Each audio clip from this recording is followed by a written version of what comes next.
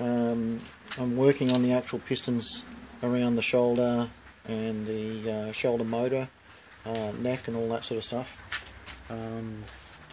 I've got him sort of roped up into a sitting position at the moment. The reason why I've done that is so that I can have a more accurate idea of the positioning in relation to the shoulder. This will actually have to be moved up a little bit to actually and loosened in those back sort of things, so that when the pistons go in place we can make sure that the movement's correct. Just like I did in the leg, it's a case by case positioning of them to make sure that they're in the right place, and then once they're positioned correctly, it's then a matter of actually making sure that they move correctly.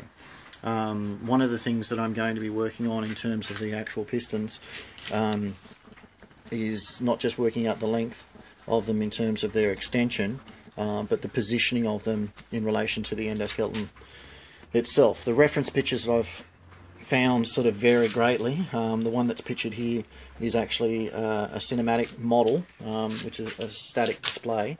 There are other pictures that I've got, and the biggest problem, for want of a better term, is that they've all got their own sort of idea on where precisely the pistons should be placed and how they should go. This particular setup that I've got in itself is lending its own information in terms of where the mounting points should go, and they don't necessarily line up in terms of the same sort of look in a picture like that. So that's part of what I need to start working out. A classic example of that is with one of the longer pistons, and the movie model will actually show a couple of additional mounts coming from behind the back and around the neck area there, mounting back in that sort of position. Actually, it should be that way around, to a central sort of piece there where there's two pieces going up, rather than what looks to be the logical point. You can see there's a point here, and there are some models where I've actually seen where it's attached that way there. I'm in two minds about whether or not I will do that or not. I think one of the reasons why they may have done it was to allow for movement in the head. The piston that actually comes down there from the top of the head, if I just steal this piece off for a second, hang on a second. If you can imagine that piece being attached there, the restriction in the movement heading back this way, in the tilt on the turn of the head, might be one of the reasons why they've actually moved that back, just to get an extra couple of centimetres of movement out of it. I don't know whether or not that is, or whether or not it was purely an aesthetic thing for the movie. I'm yet to decide how I'm going to go with that. One of the reasons why I'm going for this particular one as a reference, even though it's based on a small model that's only about 18 inches tall, it has the central spine bit that you can see there. So it's an open cavity chest area, which is very similar to what I'm building, as opposed to some of the one-to-one scale ones like that sort of one there, which you can see is a closed chest cavity. That, I believe, is a sideshow one. So it provides me with good information in terms of the look of the pistons, but is significantly different to what I'm actually working on and the particular look that I'm actually going for.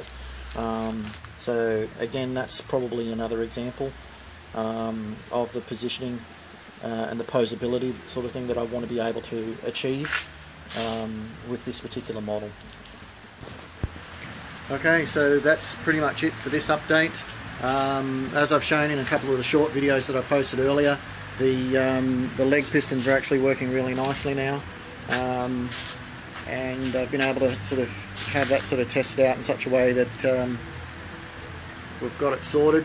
I'm pretty much working on the one side of the body there, mostly so that I can work out the problems on a case-by-case, piece-by-piece sort of basis, rather than tying myself up in a situation where I've got limited access. So at the moment sort of thing, working down the one side of the body means that I don't have to worry too much about getting in my own way with the parts, and it'll tell me what I need to know. So that's pretty much the update for this one, guys. Hope you liked it. He's coming along nicely. And those people who have asked, I'm not going to be doing his teeth until the last thing. They are potentially damageable, and being that he's metal, I don't want him to sort of fall over and close his mouth and smash the teeth. So they'll go in as probably one of the last few things I do. along with the electronics for his eyes, and that sort of thing. So, but all in all, pretty happy up to this point, and yeah, I'll keep you updated as I start to work out where those pistons go around the shoulder.